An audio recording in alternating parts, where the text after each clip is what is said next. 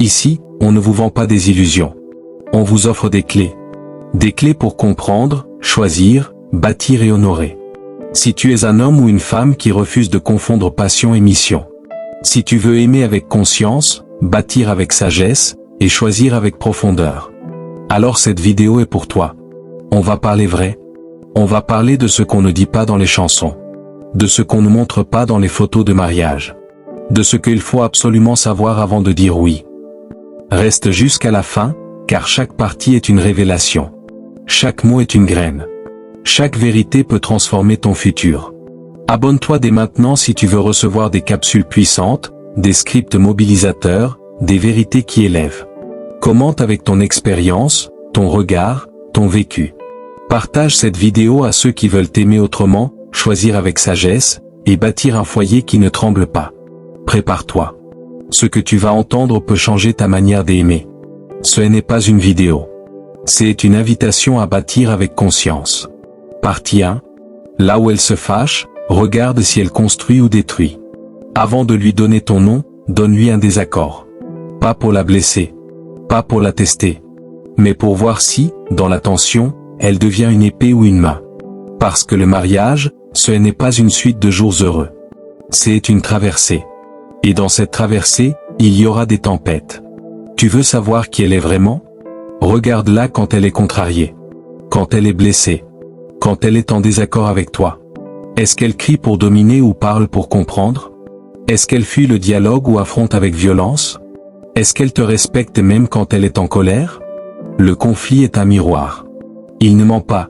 Il révèle les blessures des enfances, les peurs enfouies, les mécanismes de défense. Et si tu veux marcher avec elle toute ta vie, tu dois savoir comment elle réagit quand le vent tourne. Une femme mature ne fuit pas le conflit. Elle ne le transforme pas en guerre. Elle le transforme en atelier. Un atelier de réparation, de compréhension, de croissance. Elle ne crie pas pour écraser. Elle parle pour éclairer. Elle ne se venge pas. Elle répare. Elle ne garde pas rancune. Elle libère. Et si elle sait dire je suis blessée sans dire tu es nul, alors elle est prête. Prête à bâtir un foyer où les disputes ne deviennent pas des armes. Prête à aimer même quand elle est fatiguée. Prête à rester noble même quand elle est en colère. Mais si elle fuit, si elle manipule, si elle humilie. Alors attention. Parce que ce que tu vois dans les débuts, tu le vivras en grand dans les années. Et ce qui est supportable dans la passion devient insupportable dans la routine. Alors, sagesse, avant de lui donner ton nom, donne-lui une tempête. Et regarde si elle construit ou si elle détruit. Si elle écoute ou si elle écrase. Si elle répare ou si elle condamne. Et si dans cette tempête, elle reste digne, douce, constructive. Alors tu ne l'épouses pas seulement. Tu l'élèves. Tu l'honores. Tu bâtis avec elle une forteresse, pas une prison. 2. Là où elle dépense, regarde si elle construit ou compense. Tu veux l'épouser? Alors ne regarde pas seulement comment elle t'aime. Regarde comment elle gère. Parce que l'amour, c'est beau. Mais le quotidien, c'est rude. Et dans ce quotidien, l'argent est un révélateur silencieux. Il montre les priorités. Il expose les valeurs. Il révèle les blessures. Regarde comment elle parle de l'argent. Est-ce qu'elle le voit comme un outil ou comme une fuite? Est-ce qu'elle le dépense pour briller ou pour bâtir? Est-ce qu'elle le respecte ou le méprise? Parce que l'argent, ce n'est pas seulement des chiffres. C'est une philosophie. C'est une manière de voir le monde. C'est une manière de préparer l'avenir. Une femme qui comprend l'argent comprend aussi le sacrifice. Elle sait que chaque billet porte une sueur. Elle sait que chaque dépense est une décision. Elle sait que chaque projet a besoin de ressources. Et si elle sait planifier, épargner, investir, alors elle est prête. Prête à bâtir un foyer solide. Prête à traverser les saisons, même quand les récoltes sont maigres. Prête à porter le rêve, pas seulement le plaisir. Mais si elle dépense sans compter, si elle fuit la responsabilité, si elle attend que tout vienne de toi, alors attention. Parce que le mariage, ce n'est pas une dépendance. C'est une alliance. Et dans cette alliance, chacun doit porter une part du poids. Pose-lui des questions. Demande-lui comment elle voit l'épargne. Demande-lui ce qu'elle ferait en cas de crise. Demande-lui si elle veut fusionner ou garder une indépendance. Et là, tu verras si elle est une bâtisseuse ou une consommatrice. Si elle est une stratège ou une rêveuse. si elle est une partenaire ou une passagère. Alors, sagesse, avant de lui donner ton avenir, regarde comment elle traite le présent.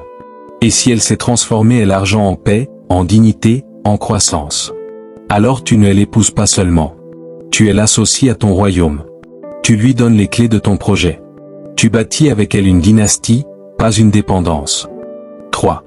Écoute sa vision avant de lui offrir ton horizon. Tu veux l'épouser? Alors ne regarde pas seulement comment elle te regarde. Écoute comment elle regarde le monde. Parce que le mariage, ce n'est pas seulement deux corps qui s'unissent. C'est deux visions qui se croisent. Deux philosophies qui s'entrelacent. Deux futurs qui doivent marcher dans la même direction. Écoute ses croyances. Pas seulement religieuses. Mais aussi morales, sociales, humaines. Est-ce qu'elle croit en la justice ou en la vengeance? Est-ce qu'elle valorise la dignité ou la domination? Est-ce qu'elle rêve d'un foyer ou d'un trône? Regarde ses projets. Est-ce qu'elle veut bâtir ou consommer? Est-ce qu'elle parle des enfants, des impacts, de transmission? Ou seulement de confort? Est-ce qu'elle veut grandir avec toi ou briller seule? Parce que l'amour peut naître dans la différence. Mais le mariage prospère dans l'alignement. Et si vos visions s'opposent, vos pas se heurteront. Et si vos croyances s'affrontent, vos enfants seront perdus. Une femme qui a une vision claire est une lumière. Elle ne marche pas au hasard. Elle ne vit pas pour les apparences. Elle sait pourquoi elle aime, pourquoi elle souffre, pourquoi elle se relève. Et si sa vision du monde honore la paix, la dignité, la croissance, alors elle est prête. Prête à bâtir un foyer qui ne sera pas seulement un toit, mais un temple. Prête à marcher avec toi, non pas derrière, mais à côté. Prête à porter le rêve, non pas comme un fardeau, mais comme une mission. Mais si elle vit sans cap, sans conviction, sans projet, alors attention. Parce qu'une femme sans vision devient une passagère. Et un foyer sans direction devient un labyrinthe. Alors, sagesse, avant de lui donner ton avenir, écoute son demain. Et si son demain te ressemble, te complète, t'élève, alors tu ne l'épouses pas seulement. Tu l'associé à ton combat. Tu l'invites dans ta mission. Tu bâtis avec elle un royaume, pas une routine. Partie 4. Là où elle parle, écoute si elle soigne ou si elle blesse aime. Tu veux l'épouser? Alors écoute sa voix. Pas seulement ses mots. Sa voix. Parce que la manière dont elle parle est plus révélatrice que ce qu'elle dit. Et dans le mariage, les mots deviennent des outils. Des outils pour construire ou pour détruire. Des outils pour guérir ou pour blesser. Observe son style de communication. Est-ce qu'elle parle pour se faire entendre ou pour se faire comprendre?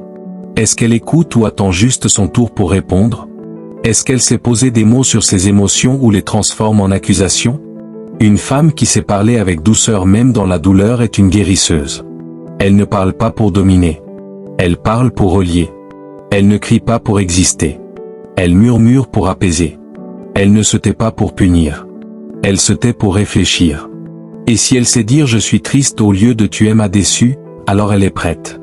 Prête à bâtir un foyer où les mots ne sont pas des armes. Prête à exprimer sans blesser. Prête à écouter sans juger. Mais si elle parle pour manipuler, pour humilier, pour contrôler, alors attention. Parce que les mots blessent plus que les gestes. Et les phrases répétées deviennent des cicatrices invisibles. 5. Là où elle souffre, regarde si elle se relève ou se referme. Tu veux l'épouser? Alors ne regarde pas seulement comment elle rit. Regarde comment elle souffre. Parce que la vie ne sera pas toujours douce. Il y aura des pertes, des échecs, des injustices, des silences. Et dans ces moments, tu verras si elle est une passagère ou une guerrière. Observe sa résilience. Quand elle tombe, est-ce qu'elle se relève ou se referme? Quand elle est trahie, est-ce qu'elle se venge ou pardonne? Quand elle est brisée, est-ce qu'elle reconstruit ou elle s'efface?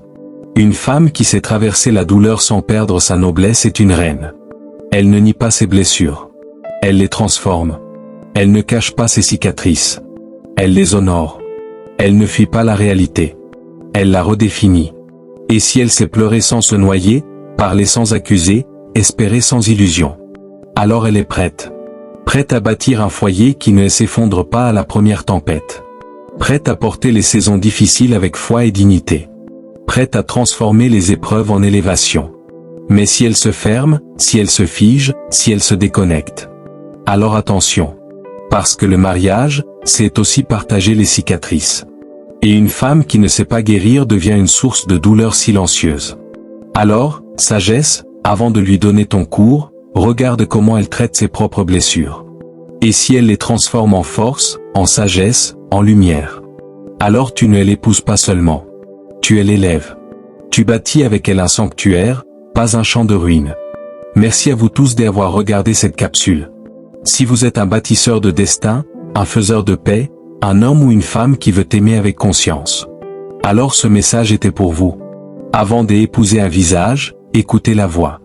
Avant d'offrir votre nom, observez la manière dont elle traverse les tempêtes. Avant de bâtir un foyer, assurez-vous que vous partagez une vision, une mission, une direction. Et si ce message vous a parlé, vous a touché, vous a éclairé, abonnez-vous pour ne manquer aucune capsule mobilisatrice.